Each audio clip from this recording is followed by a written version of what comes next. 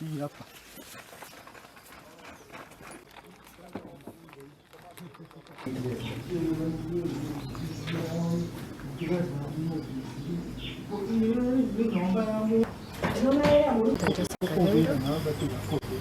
Mimi naitwa Catherine Kagenda.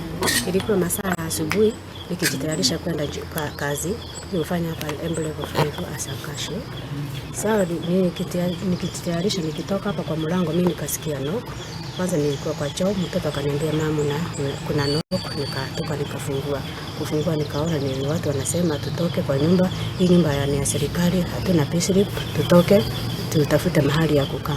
Sasa nikawaambia ni sawa, nilikuwa nimeambiwa nitoke. No, lakini kulingana na station yenye nilikuwa nayo ya huyu mgonjwa kumtoa kumpeleka hospitali, nikaona niko na kandiri kidogo.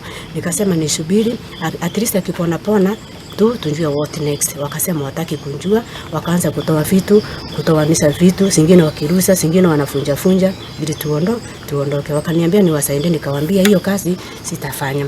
Wakaanza kutoa ndungu, nikamuuliza sisi nilikuelezea mambo yangu, hakuongea anything. Hata ukienda kwa ofisi yake atakange kuongea na mtu, analushanisha mtu, anapinga mlango, anatoka. Ndio tunalipa kazi. Mwenye ako na payslip analipa hiyo 1,000, mimi nalipa. Tofauti ya hii 1,000 nalipa yangu kupeleka kwa banki. Na huyu mwenye ako na payslip analipa. Ningetaka nielezewe tofauti ni nini? Ndio wakunje asubuhi wakati wa mvua ikinyesha tutolewe vitu yote nje. Yote saa 12 hapo na kitu. Watoto wakatolewa nje. Mama yetu mgonjwa huyo mwenye ameondolewa kwa nyumba,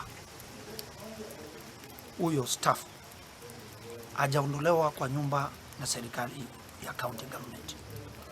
Ameondolewa kwa nyumba na serikali kuu kupitia director wa housing.